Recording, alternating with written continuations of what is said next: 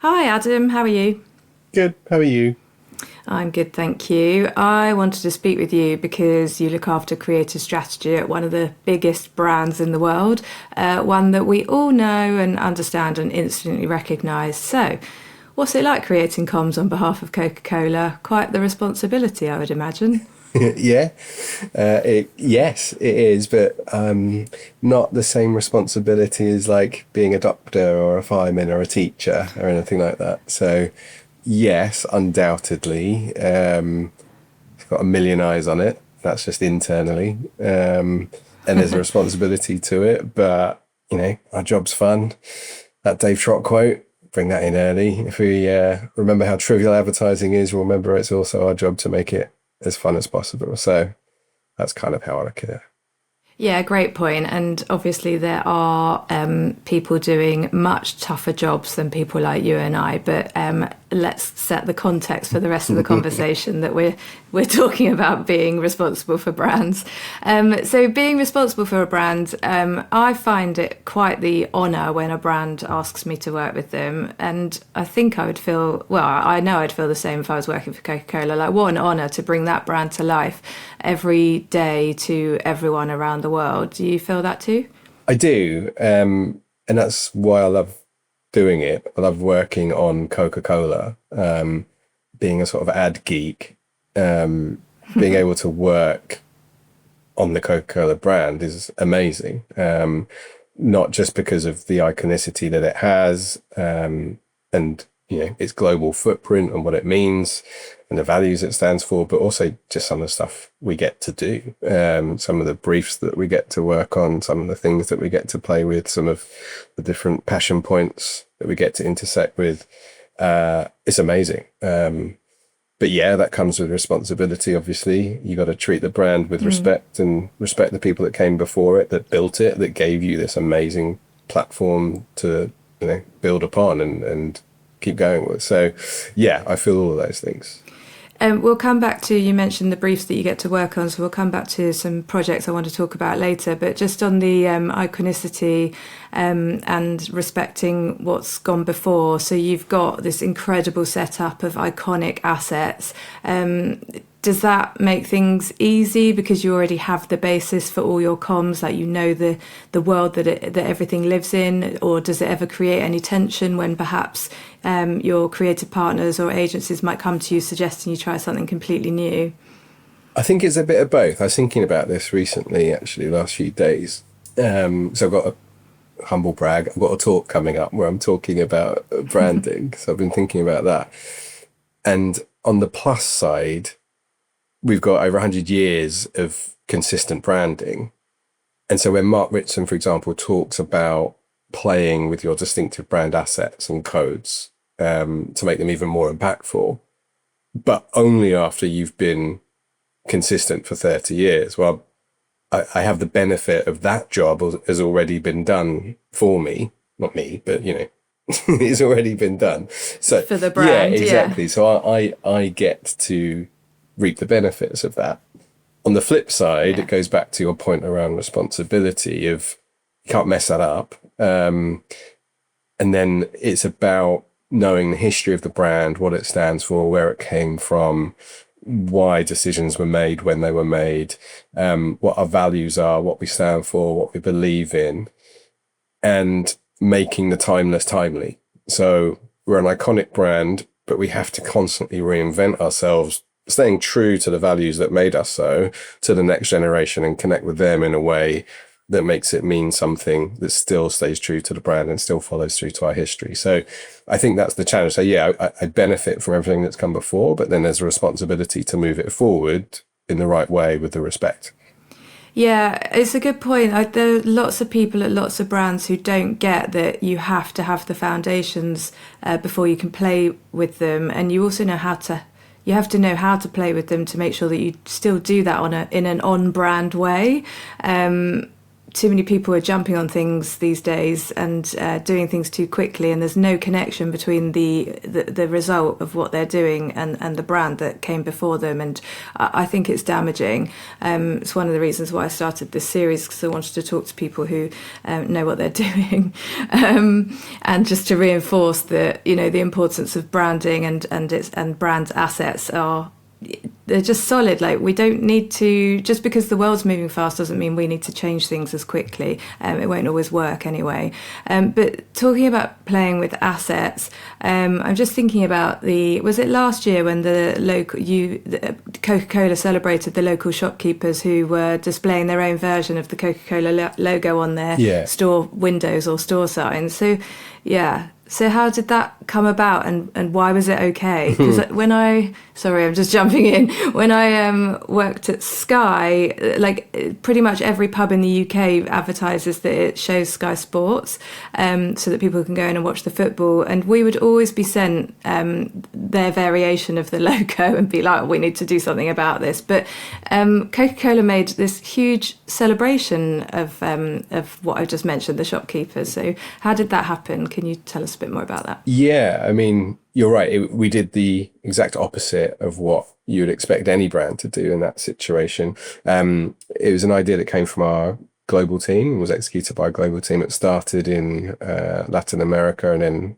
then went around the world for a global footprint, because we found that the truth of how shopkeepers were painting their own expressions of the Coca-Cola brand was happening all over the world. And on the surface level, you could imagine a legal or trademark team going, well, let's stop that. Whereas what I was saying before about understanding where our brand came from and what we believe in and what we value in the world, we value social connection and human connection, and we value bridging the divide. And ultimately, there are these shopkeepers that are fundamental to our business in terms of distribution, making sure Coke's within arm's reach of desire, again, coming from our history. And these people are the ones that are doing it. And they were putting their own expression of Coca-Cola on their shop front because of how much the brand meant to them and their community and what it said about their store. And so knowing who we are and knowing why these expressions were happening, it then becomes quite an easy choice to go, well, let's lean into this and let's celebrate these people that are ultimately championing our brand for the role that it plays in their life, their communities' lives, customers' lives. And so then, it became, let's not shut this down. Let's celebrate it. Let's amplify it. Let's show how ubiquitous our brand is. And it is for everyone. And so that's the sort of story as to why that idea resonated. It's so lovely because in the heart of it is human connection. And so you made the people, the shopkeepers, you put them at the front of that story, but it's still connected to the brand because the brand is all about emotionally connecting with people. So even though sort of at first you might not think it's an on-brand thing to do, it actually was. Yeah, totally. And that speaks a lot to the other thing I've been thinking about around distinctive branding and consistent branding, and how on the surface level that could mean everything has to look the same. It doesn't. That's just repetitive branding. Everything has to feel the same. So it can look very different, and as long as it evokes the same feeling and comes from the same place and expresses the same core value, like you said, human connection, it feels Coke. Absolutely. But that's it. Brands are what make people feel something. So that's the job. Yeah. But on the repetitive branding, like we said, you can't break the repetition having not been repetitive for all that time. So there's always something that's instantly recognisable in however you execute. Yeah, and that's what I was saying around what Ritson was saying around be consistent for minimum 30 plus years, then play with it. Then once you've built the familiarity, that phrase of, give the familiar novelty or make the familiar novel, I've got that wrong. But is that thing. You've got to build as you say, you've got to build the level of familiarity, and then can you add some novelty to it. Otherwise, you're adding novelty to novelty, and that doesn't work. Yeah. So sticking with Coca-Cola valuing human connection, we're recording not long after Christmas, and while we were off, that really lovely radio activation came out that Coca-Cola did. Can you talk about that? Yeah, absolutely. So that was for... It was... Sorry, you go. That was real in the feels stuff. Yeah, thanks. Yes, that was the goal. So yeah, that was as part of our Christmas campaign. We had a really beautiful Christmas campaign, which was all around the insight that Christmas can be quite a stressful time for what we call the givers. Of course, there's givers and receivers. For the givers, it's a high moment of pressure because we want everything to go well, to be perfect. We make an incredible amount of effort, and so we wanted to focus on those people and refresh and uplift them to make sure that they get the most out of Christmas. We had a beautiful campaign doing that, and then as we were approaching it, we were talking as a team and going, well, is there anything more that we can do? Is there a brand act, if you like, where we could bring the value of human connection to life and uplift these givers? And in our region, two of the markets that I look after, one is the Philippines and one is Australia. And so when we were talking to the Philippines team, we were talking about overseas Filipino workers, OFWs, and how they're the ultimate givers. For years on end, they live in a different country to earn money and send it back home to their family so they can have a better life, making that ultimate sacrifice. And none more do they feel it than on Christmas Day. So we thought, well, what if we could uplift those people with the sounds of home? So if you're a Filipino, wherever you are in the world, we'll bring you the sounds of home. So on the ground in the Philippines, we recorded people's heartfelt messages and what we call karaoke, so Christmas carols sung by real people with a heartfelt message to their loved one. We collected all of those, and then we created a 24-hour digital radio station on Christmas Day with SBS in Australia. There's digital radio stations that had global footprint. And we distributed those messages in and around original sort of Filipino programming. So we had Filipino DJ, Filipino music, news, current affairs, those types of things.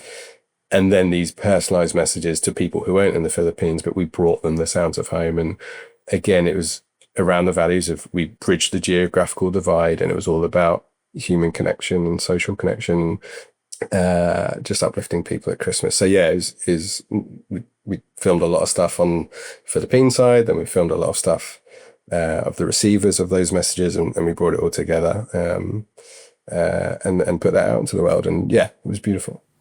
Yeah, gorgeous. And just you said about making them feel seen, and again, that is where people, fall for a brand, is when they feel seen, because then they think, well, that's the brand for me. How did you feel when, was it, I assume an agency brought you that idea, is that what happened? Yeah, it was working with our Studio X agency, WPP. We were already working on the Christmas campaign, and it was I always talk about the best way of working with our agency partners to have a series of creative conversations. It's not a sort of brief response, review, feedback process. And so we're just talking about what more can we do? What more can we do? Like how can we add to this campaign that we've got? And then, yeah, they came back with this Sounds of Home idea. And yeah, we loved it. And it was quite late in the timeline of Christmas. Obviously got a fixed date on it. So then everyone just pulled together and made it happen. And yeah, it went out on Christmas Day. Oh, that's great, because how annoying is it when you come up with a great idea but there's just no time and you're like, oh, we'll do it next year, and then you have to wait a whole year before you can make it come out. Yeah, totally. Still on human connection, you recently, well, sort of in the middle of last year, I think it was, you did that brilliant Meet Me at the Coke sign billboard at King's Cross over there in Sydney, and then you evolved it towards the end of the year with a different slightly different look and feel. And that was also showing people that we see you in a place where lots of people are hanging around. So what was the thinking behind connecting with people in that way? Because obviously so many billboards are just, could just be drink me, buy a Coke and drink it. But you didn't go in with it. It's not a product-led ad. No. It's, well, the King's Cross sign is an iconic billboard in the city. Coke's owned it for 50 years. And to mark 50 years last year or year before, we wanted to do something to acknowledge the role that billboard has played in that area, because we've done a lot of things with it to be part of the sort of cultural conversation throughout the years, whether that's supporting the Mardi Gras parades that go around that area, the LGBTQI plus community in that area, same-sex marriage vote a few years ago, we made a statement on there. So there's lots of brand statements we've made on that, and we've never wanted to treat it as just another billboard and an outdoor buy, because it is so much more than that. So we wanted to mark the 50 years of that billboard. And again, a series of creative conversations with Ogilvy Australia. And we were exploring what it meant. I remember one meeting, we were talking about, it's the only billboard that's got its own Google review. That's weird. I think it was 4.3 stars from memory. And that sent us down a little rabbit hole. Anyway, we just kept exploring it, and we found that Meet Me at the Coke sign was in the vernacular. It wasn't a headline. It wasn't something we wrote. It's something that we heard over and over again. And then that, as we thought more about it, it just framed the role that Coke sign has played in people's lives in terms of, a great night or a great moment, or the first time you met someone started with Meet Me at the Coke sign. And we were playing with that, and we went way too far, and then we had to come back, and just finding the restraint to express that with respect. Again, use the word respect, but simplicity maybe. And we found a real photo of quite a few people in front of that sign, and there's lots of different interactions going on in that one photo, and it was amazing. We actually used that photo in the brief, but then the more we explored it, we kept coming back to it, and we're going, well, that's actually it. And then one of the creatives just wrote "Meet Me at the Coke sign" in his own handwriting, and we kept adding and adding and adding, and then we kept finding the restraint and taking more and more out, and we found the brutal simplicity of thought, if you like, and that's what connected. And then it was when I was speaking to Chris Binns about it, he was talking about how it's a great example of what Malcolm Gladwell calls a small area variation, which is the small area variation of a global overstory. And again, it goes back to what we're talking about. The global overstory is one of human connection. The small area of variation was Meet Me at the Coke sign, only happens there. And that's why it connected so much with that community. And yeah, it really resonated. And then we invited people to tell us their stories that unfolded when they met at the Coke sign. And we took some of those and we placed them back into the surrounding area in, unique and disruptive and interesting ways, to start using that area as almost a canvas to tell all these stories that started with the simple phrase "Meet Me at a Coke sign." So yeah, it was a seemingly simple brief. We went down lots of different cul-de-sacs and backed out again. We went way too far and we came way back again. And yeah, it's I think it's one of the proudest things I've created, or not been part of creating it. So. Yeah. What I like about it so much is that the line could have been anything, obviously. It could have been an invite from the brand to the audience, but instead it was a phrase that the audience has been saying for however long. And sometimes I think creatives think they're not being creative if they just use something that already exists, but actually that's where the win is, because people will see it and recognise it, and it'll feel familiar, and it'll feel like they belong. And so, yeah, we shouldn't be afraid of using... I always say, if the perfect line already exists, use that. Well, yeah, and also your point of like, is it Steve that said, get people to see themselves in the ad? And I think by using that line that real people say, it just means when you read it, you see yourself. It's not an ad talking to you, as you say. And had so many people message me going, "Oh my goodness!" Like all the nights that we had that started with Meet Me at the Cake Sign. Like, so yeah, it meant the story became incredibly personal in every single person's head as soon as they read it because of how it was written. Yeah, I think a lot of us might sit in meetings and say we need to talk in the audience's language, but I don't think a lot of people really know what that means. But this is specifically speaking in the audience's language, and on behalf of them.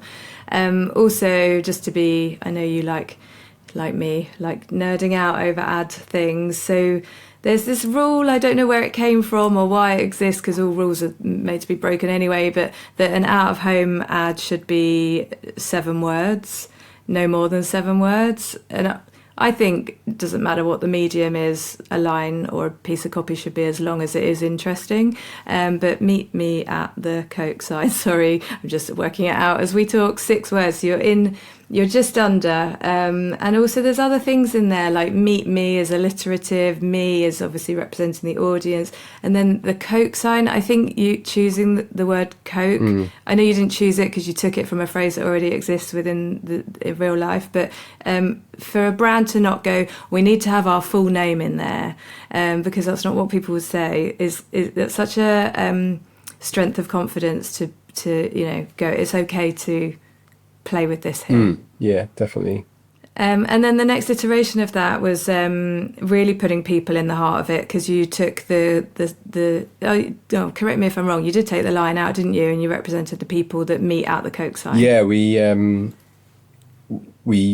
built on it. So there's a new execution up now, where we flipped it and went, well, what if the Coke sign was a lens to what happens when you do meet at the Coke sign? And we got the amazing local street photographer called Sam Ferris to go out and shoot some people. And there's some steps just underneath the Coke sign, and we shot from the view of the billboard, looking down at those steps of 2 people sitting down, having a real moment of human connection, and the sort of world around them, because it's such a busy sort of hectic area, is happening in front of them, and it's all sort of a blur, but those 2 are just tuned into that moment of being with each other and having that very special moment. And then we shot it in a way that the gap between the 2 guys, you can just see the silhouette of the iconic Contour bottle. And it goes back to what I was saying right at the start, it's benefiting from over 100 years of not changing that bottle, and probably having one of the most distinctive brand assets in the world, or iconic assets in the world, in that bottle, and go, now we get to play with it. So doing it in a way that just leaves a little, in the design world, a little smile in the mind for people that spot it. And so, yeah, again, because it's not hugely like, whoa, look at me, I'm a Coke bottle. You have to search for it to find it. Yeah, absolutely. And I think it's that, again, that little bit of work that rewards your brain when you see it, because you might not see it at first. And again, I had loads of conversations about being comfortable with people might not see it for the first, second, third, fourth, fifth time, but when they do see it, it just adds that much more reward, and therefore memory. We're going, oh wow, that's cool, and that's it. And getting right to the top of this, of going, what we do isn't serious. I mean, it is, but compared to the jobs that we were talking about right at the beginning, if you can just make someone in their day just look at someone and go, that's cool. So yeah, with all of that, you really are meeting the audience where they are. And another example that I'd love you to talk about, if you don't mind, where you are meeting the audience where they are, is with the music video that you shot in Thailand. And I should just, for clarity, say, whenever I say you, I know that there's a huge team behind you. You work with lots of people. I guess I'm more just saying you as in the brand. And I know you're not the spokesperson for Coca-Cola. But yeah, the Thai music video. So just before you talk about it, you're English and you live in Sydney, but you look after the Asia Pacific region, yet you were involved in this incredible success story. How do you know what is right for your audience in each region when you're not on the ground? So maybe tell me about that before you tell me about the music video, like how it came about. It's a good question. I think the first thing I'd say is I don't know. And I think that's got to be the starting point always of whether it's in Australia or in England or in Indonesia or in Thailand, is you've got to get to know the audience all over again, all the time. So I think there's that. And also kind of what you said is it's not me, and I know you didn't mean it like that, and I don't either, but there's a whole bunch of people. So there's a content manager in my team called Mr. T, who is Thai. His name isn't actually Mr. T, it's Mr. We were obviously working with the Thai team, and working with a bunch of people in and from Thailand, so making sure we had a lot of local knowledge involved, and then working with the biggest Thai rapper. So he knows what he's doing. He knows what he's doing. He knows exactly what he's doing. And we had Thai influencers, we had a Thai chef. So yeah, filling it with as much local expertise as we can.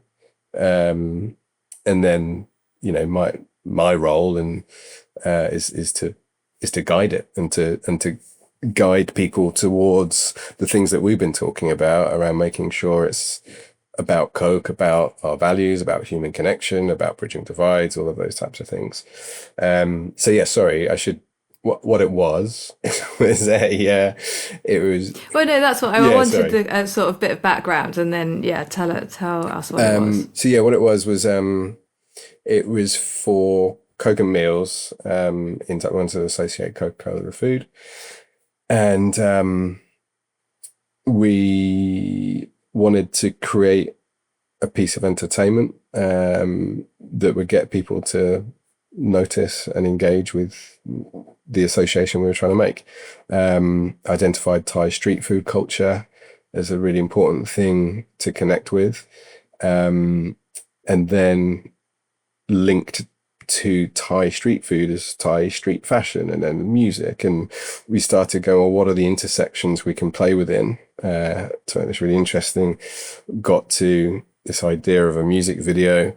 So yeah, we worked with the rapper called F Hero, is a Thai rapper. We worked with an iconic chef called Chef Pom, who's a real Thai chef. She's on Thai Master Chef, but also an iconic sort of badass chef in her own right. Worked with a couple of influencers and created this music video, which was a journey through the Thai street food scene. And it was a real area where we were activating real customer outlets as well. So none of it was just a video for a video's sake. And we made the video interactive, so you could click on different elements of the video. So the rapper's rapping about the food you can get in this restaurant, and there's a scene where if you click on the menu, you actually get to that restaurant, or there's a VIP ticket on a tuk-tuk that they're in, and if you click on that, you get to a launch event. There are hidden Easter eggs within there. Brilliant. I'll share that with this episode in case anyone hasn't seen it. I know a lot of people have seen it already. Just thinking about being in touch with culture in different regions, but generally just being in touch with culture wherever we are and keeping up with how people are behaving, what the industry's telling us. Like, how are you finding the time to do that as a creative leader? Like, you've got a family, you've got a full life, you've got a full-time job. There's a lot to keep up with. Where do you fit it all in? I think I just have to make it a priority. So I think that's the most important bit, is understanding who you're trying to connect with. Otherwise, you're creating in an echo chamber, and it's not going to work. So it's not something I try and fit in around my job. I'd say it is my job. Yeah. And so, I'm very purposeful and intentional about making sure I kind of consume as much as I can about the markets and the audiences with which I'm trying to connect. 'Cause it's only I can know as much as I want around the brand. If I don't know the other side of that Venn diagram, it's not going to connect. So I think it's an important part of the job. Yeah, and I said just before that you're not on the ground in the Asia Pacific region, but you do go over there, and I know you experience countries in a way that a tourist wouldn't, because you obviously have people that you work with over there who can show you real life, which is, I mean, just a very fortunate experience for anyone, whether it's their job or not. Yeah, it's amazing. I genuinely love that bit. So last year I went to Jakarta, and I had two uni students take me around for a day, and the brief was just take me where you hang out. And I spent all day with them, going to where they eat, where they drink, where they hang out with friends, where they socialize at night, where they go and listen to live music, or they get a coffee at the end of it. And I was there to do nothing but just sort of be a shadow, if you like. That was super cool. Went to Vietnam, and we got on the back of mopeds and just had people drive us around the city. Again, going around the city, how locals go around the city, and going to places where, as a tourist, you wouldn't even know about. So even seeing the city, it's kind of weird, but even seeing the city at that sort of eye level and at that speed, with the sort of smells and sounds kind of going around, it's not going to give you an insight around, how to create a Coke campaign. But it does just really ground you in the reality of that. And then, obviously to the other end of having sort of anthropologists tell you about why things are the way they are. And we have, we're very purposeful about learning from each other. We've got people in every market, and we're very purposeful about teaching each other about our traditions and our customs and our cultural symbols and all those types of things.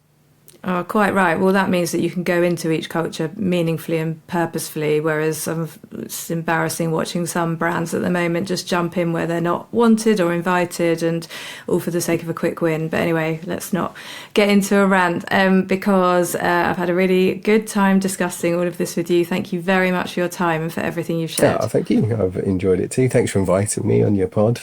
It's been good Always to join pleasure. you. Thank you.